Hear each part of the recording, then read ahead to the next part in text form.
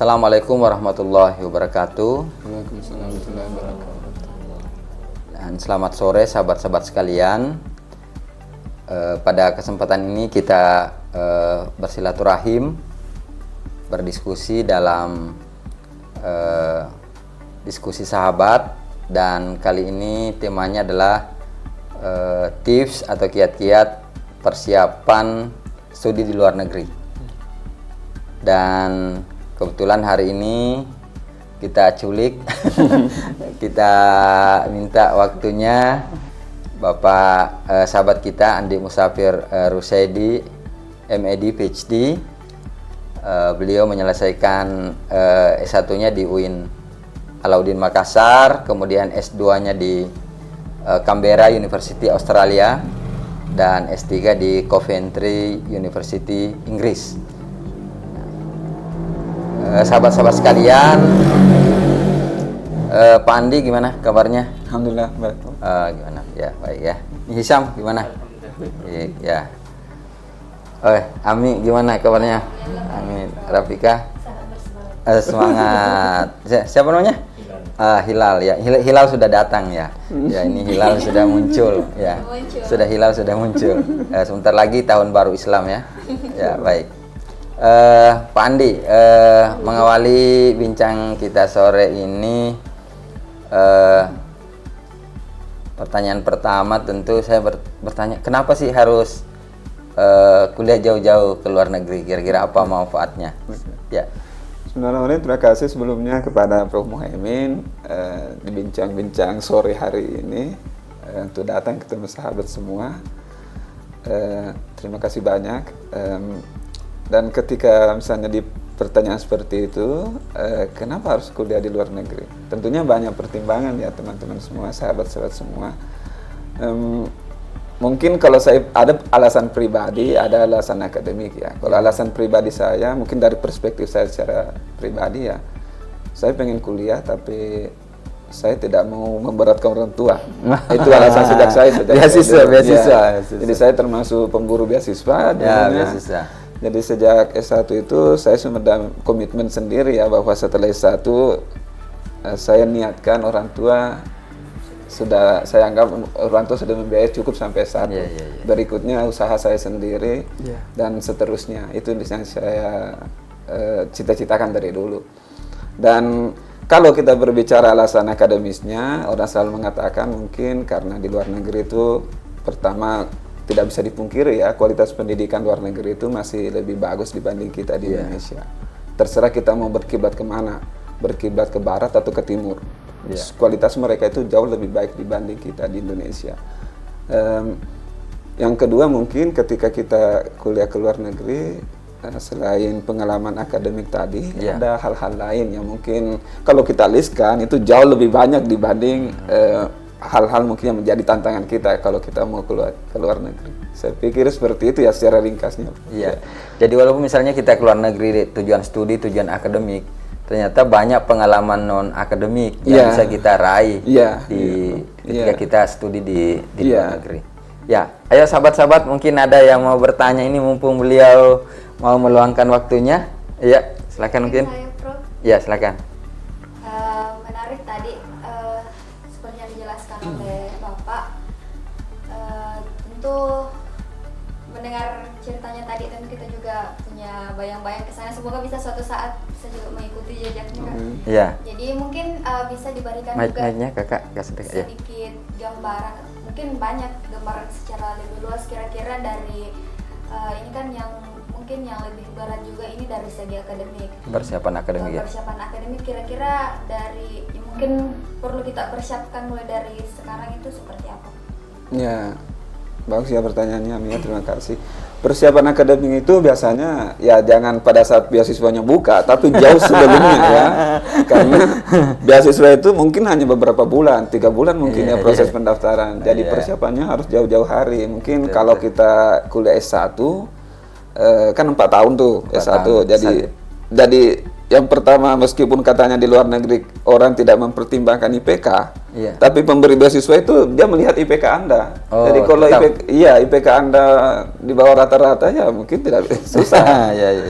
susah. Jadi IPK kan ya tetap Anda harus bisa menjaga, karena itu bukti pertama yang mereka lihat itu yang di atas kertas. Nilai Anda seperti apa. Terus yang kedua mungkin persiapan akademisnya, di antara sebelum beasiswanya buka Anda sudah punya paling tidak ada skor yang, kalau ke Arab mungkin mintanya TOEFL ya, kalau di Barat mintanya IELTS atau TOEFL ya. Anda harus punya sebelum beasiswa itu buka. Karena kalau pas beasiswa buka terus Anda mencari IELTS, TOEFL, kemungkinan besarnya kan butuh proses tuh, tes. Dan mungkin meskipun 2 mingguan itu hasil tes sudah keluar, tapi kan kalau prosesnya instan mungkin hasilnya kurang maksimal. Kalau saya seperti itu. Jadi jauh-jauh hari sebelumnya. Sekali bisa coba lagi.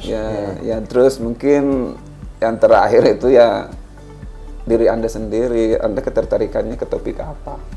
Ya jangan, dan biasanya kalau saya pikir ya yang paling memberikan kita kesempatan itu ketika jurusan yang Anda pilih itu ada latar belakang aktivitas Anda yang berkaitan ke situ. Ya, jadi mungkin mereka lihat dari CV Anda, oh ya misalnya ini jurusannya mungkin ekonomi, tapi dia terlibat misalnya dalam kegiatan ekonomi masyarakat dan seterusnya, itu poin tersendiri buat pemberi beasiswanya ya. Baik, saya simpulkan yang pertama ya IPK ya, IPK harus di atas standar. Yang kedua skor TOEFL ya, skor TOEFL dan IELTS. Berapa ya skornya sekarang? Kalau saya pikir standar untuk pemberi beasiswa itu kalau Indonesia mungkin 500-an TOEFL sudah bisa administrasinya ya. 500, skor 500 ya. Jadi kita usahakan dapat TOEFL 500. Nah, kemudian batas bawahnya. Nah, yang ini juga sering tidak diperhatikan ternyata. Wah, kalau misalnya kita jurusan ekonomi, harus kita punya jejak rekam kegiatan-kegiatan aktivitas yang berhubungan dengan prodi kita. Nah, misalnya Hisam nih dari bahasa Arab, ya ini kan sudah bagus dia menjadi trainer mumtaz, ya itu bagus ya, jadi relevan, ya. Atau misalnya yang jurusan komunikasi berarti mungkin dia aktif di media, kan pas. Gitu. Baik, sahabat-sahabat sekalian, ini dari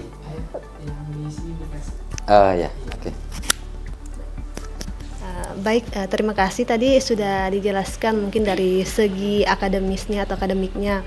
Saya lebih juga penasaran kira-kira selain setelah kita memenuhi kriteria akademik itu, kira-kira kita perlu persiapan mental atau seperti apa? Mungkin bisa dijelaskan dari pengalamannya Bapak gitu. Mungkin itu saja. Ya, saya beasiswa itu sangat bagus ya, karena paling tidak ada. Kalau kita sudah mendapatkan beasiswa, otomatis kita sudah siapkan diri untuk keluar ya, untuk tinggal dan kuliah di luar negeri. Nah, mungkin yang kadang orang lupakan sebagai pencari beasiswa, itu terkadang kita cuma berpikir enaknya ke luar negeri, kuliah, tinggal di sana, dapat beasiswa. Kita tidak berpikir apa yang terjadi kalau kita keluar, bagaimana keluarga yang kita tinggalkan. Ya. Kita harus siapkan diri paling tidak hal-hal yang tidak bisa kita kontrol. Misalnya ketika keluarga sakit, keluarga dekat meninggal dunia. Itu kan Anda harus siap seperti itu, karena itu kalau Anda mengalami hal seperti itu dan Anda tidak siap, pasti kuliah Anda akan terbengkalai. Ya. Kan tidak menutup kemungkinan ketika kita kuliah, tiba-tiba orang tua misalnya ya harus sakit, masuk rumah sakit. Yang paling buruk misalnya kalau meninggal dunia Anda tidak sempat lihat. Kenapa? Karena pulang itu tidak bisa langsung pulang, karena apalagi jaraknya jauh kan ya. Jadi itu harus yang dipersiapkan. Tantangan lainnya mungkin apalagi kalau yang muslim, terutama perempuan, ya negara-negara yang kurang ramah terhadap muslim itu tantangan berat juga sebenarnya, karena kalau di lingkungan kampus mereka itu cenderung lebih mengerti ya, artinya secara orang-orang yang terpelajar itu mengerti, tapi di luar itu, di luar kampus itu kadang ada misalnya tindakan yang kurang nyaman yang dialami oleh teman-teman, misalnya ketika mereka di transportasi umum atau ketika mereka ada di pasar dan seterusnya. Ya itu mungkin hal-hal yang jarang kita pikirkan atau kita kurang persiapan. Tapi saya pikir kalau teman-teman semua persiapannya mau memahami yang seperti itu, insya Allah lancarlah prosesnya ke depan. Ya, saya pikir seperti itu ya. Ya. Jadi harus ada ini persiapan mental ya, persiapan mental persiapan mental. Karena kalau kita di luar negeri ya tidak bisa langsung pulang. Ya ada. Jadi harus siap dengan berbagai kondisi saya kira. Oke, sahabat-sahabat sekalian, tadi sudah dijelaskan persiapan akademik, persiapan mental. Ya ini dari sebelah sayap kanan mungkin ada pertanyaan juga. Silakan Pak Ustaz Hisam. Apa mau ke Timur Tengah atau mau ke kemana ini? Ya.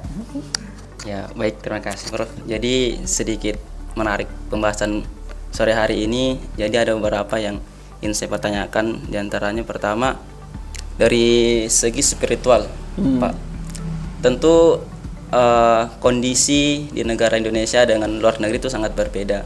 Apakah ada persiapan spiritual yang mengkhususkan kita untuk menghadapi keadaan-keadaan di luar sana, Pak, untuk terkhusus di spiritual? Iya, mungkin cukup itu. Ya, mungkin kalau persiapan spiritual ya, ini agak berat ini pertanyaan. Tapi kalau saya persiapan spiritual itu sedari awal ya, karena mungkin kalau kita yang berangkat dari latar belakang, karena kita Muslim, kita percaya bahwa segala sesuatunya itu tidak berjalan dengan sendirinya. Usaha boleh maksimal, tapi ada faktor yang menentukan akhirnya seperti apa. Saya sendiri menyadari ya bahwa kalau terkadang kita dalam persaingan meraih beasiswa, kita melihat saingan kita itu nilainya lebih bagus, kemampuan mereka jauh lebih bagus, tapi ada faktor lain yang menentukan di akhir ya. Faktor lain itu saya maksudkan misalnya kalau karena kita orang Muslim beriman, kita percaya bahwa kekuasaan Tuhan itu melebihi rencana dan persiapan manusia. Jadi kalau yang itu yang harus kita camkan dalam hati, bahwa ketika kita meraih beasiswa ataukah kita berusaha mencari beasiswa, yang jelasnya syarat pertama yang dulu harus kita penuhi. Kita harus berusaha dan mencoba. Urusan kita dapat atau tidak, itu faktornya dia menentukan. Itu yang kita harus yakini ya. Terus jangan pernah terpusat, minta doalah kepada siapapun yang Anda temui, terutama ke orang tua dan guru-guru. Minta didoakan. Minta didoakan. Karena apa ya, kalau bagi saya itu sendiri, saya mungkin berpikir terlalu tradisional ya, tapi saya meyakini itu bahwa segala sesuatu yang saya jalani sampai sekarang ini, itu semuanya berkat doa. Usaha saya itu hanya sekian persen, yang seterusnya itu doa dari orang tua dan guru-guru saya. Dan saya yakini seperti itu ya. Nah, ya terserah mungkin Bapak beda dengan saya, tapi keyakinan saya seperti itu, karena saya juga melihat teman-teman saya, performa mereka jauh lebih bagus, mulai saya dari S1 sampai kuliah, mereka tuh hebat-hebat. Tapi saya yakin ada kekuatan lain yang membuat saya mungkin sedikit lebih beruntung dibanding teman-teman yang lain itu. Saya tidak mengatakan bahwa mereka itu kurang beruntung, tapi yang harus kita yakin bahwa setelah ada doa, ada namanya keberuntungan. Dan keberuntungan itu menurut salah satu yang saya dengar adalah bertemunya antara persiapan dan kesempatan. Persiapan dan kesempatan. Ya, jadi keberuntungan itu tidak terjadi begitu saja. Anda beruntung dapat beasiswa tidak terjadi begitu saja. Anda harus ada persiapan dan kesempatan itu, tak? Jadi keberuntungan adalah bertemunya kesiapan dan kesempatan. Nah, seperti itu. Terakhir pertanyaan kunci saya kira. Baru-baru ini ada viral di media sosial bahwa jangan studi ke luar negeri karena itu bisa menjadi pendangkalan iman gitu. Ya, setelah sahabat ini Pak Andi Musafir studi di Australia berapa tahun Pak Andi? 2 tahun di Australia. Kemudian di Inggris lama ya? Agak lama. Pokoknya lama 5 gitu. Tahun lah. 5 tahunan ya. Gimana itu pengalaman Pak Andi sendiri? Apakah memang benar seperti itu? Ya silakan. Ini ya mungkin yang teman-teman yang melihat bahwa kita ke luar negeri itu terjadi degradasi iman dan seterusnya. Saya kira ini orang-orang yang pesimis ya. Justru saya mengalami hal sebaliknya. Kenapa? Karena kita di luar negeri itu dimanapun kita kuliah itu komunitas-komunitas Indonesia, komunitas Muslim itu tetap ada. Dan bahkan karena kita kecil di luar negeri, jadinya kita malah lebih rapat dengan teman-teman. Di luar negeri itu ada komunitasnya, misalnya kalau cabang ada Nahdlatul Ulama cabang, ada Muhammadiyah kan, cabang-cabang internasional itu. Dan saya melihat bahwa teman-teman yang kuliah di luar negeri itu pasti ada grup-grup pengajiannya, terutama untuk keluarga-keluarga mereka yang juga ikut ke luar negeri, ibu-ibunya dan komunitas pengajiannya. Dan bahkan yang saya alami setiap tahun itu setelah Lebaran pasti ada halal bihalal. Dan kita adakan di taman, bukan di gedung kan. Kita namanya mahasiswa, kita cari yang kalau ada yang gratis, kenapa kita cari yang harus bayar kan? Jadi kita biasanya adakan halal bihalal di taman. Dan yang saya lihat justru malah ketika kita melakukan kegiatan seperti itu, orang-orang yang di luar Islam, teman-teman kita yang Muslim juga mereka aktif ikut berkontribusi, membantu dan berbaur dengan kita. Jadi kalau mungkin yang statement seperti itu, Prof, mohon maaf, saya pikir mungkin orang yang terlalu pesimis. Dan pendangkalan iman saya pikir tidak perlu keluar negeri. Kalau memang Anda membuka ruang seperti itu, tidak kemana-mana pun Anda bisa jadi ateis kan? Ya. Justru mungkin ada yang mengatakan kalau kita bacaan-bacaan teman-teman mungkin ada pernah mendengar bahwa di satu sisi di luar negeri itu terkadang mereka tidak beragama tapi nilai-nilai Islam itu mereka praktekkan di sana. Alangkah beruntungnya kalau kita misalnya orang Muslim datang ke sana, kita membawa iman kita tapi kita juga ikut mempraktekkan nilai-nilai Islam yang ada di sana. Dan kan jadinya kita menciptakan sebuah standar yang lebih bagus. Salah satu nilai keislaman yang kita dengar yang biasa didengungkan misalnya kalau Anda ke Singapura tidak ada orang yang membuang sampah, tidak ada orang yang mau meludah sembarangan. Itu kan nilai-nilai keislaman sebenarnya ya secara umum. Tapi karena mereka bukan Muslim, jadi kita menganggap ada hal yang hilang yang secara mungkin kita pikirnya bagaimana kalau Islam seandainya orang Muslim seperti ini, ada imannya, ada juga praktek sehariannya. Nah itu saya pikir. Jadi Anda punya kesempatan ke luar negeri membawa iman Anda dan mempraktekkan hal-hal yang bagus di sana kan, dan mungkin Anda bisa bawa pulang juga ke Indonesia. Iya, begitu. Iya, menarik sekali bincang-bincang kita dengan sahabat ini. Dan karena waktu ya, kita akan lanjutkan nanti pada sesi-sesi berikutnya. Intinya untuk luar negeri itu kita butuh persiapan akademik ya. Pertama jaga IP Anda ya, tetap IP menjadi perhatian pertama. Kemudian skor bahasa ya, bahasa Inggris ya minimal 500. Kemudian harus aktif di masyarakat ya, aktif di masyarakat. Kemudian persiapan mental dan juga persiapan spiritual. Dan tadi juga sudah dijelaskan bahwa tidak perlu khawatir bahwa kalau ke luar negeri akan terjadi degradasi iman. Ternyata beliau sudah membuktikan tidak ada hal seperti itu. Tentu atas nama Diskusi Sahabat mengucapkan terima kasih kepada sahabat Andi Musafir Rusaidi, dan sebenarnya masih capek dari luar negeri tapi langsung kita culik supaya dia lebih cepat dapat pahala karena dengan berbagi ilmu itu. Dan kita doakan semoga beliau sehat dan kembali bertugas sebagai dosen di pendidikan bahasa Inggris di UIN Palopo. Dan kita juga minta waktu beliau untuk membimbing kita baik dalam penulisan karya ilmiah maupun dalam persiapan studi ke luar negeri. Saya kira itu, dan kita sama-sama tutup dengan doa kafaratul majelis. Subhanallah bihamdika asyhadu an la ilaha illa anta astaghfiruka wa atubu ilaik. Demikian bincang diskusi sahabat sore ini, spesial menyambut tahun baru Islam. Wallahu muwaffiq ila aqwamit thariq. Assalamualaikum warahmatullahi wabarakatuh. Waalaikumsalam warahmatullahi wabarakatuh.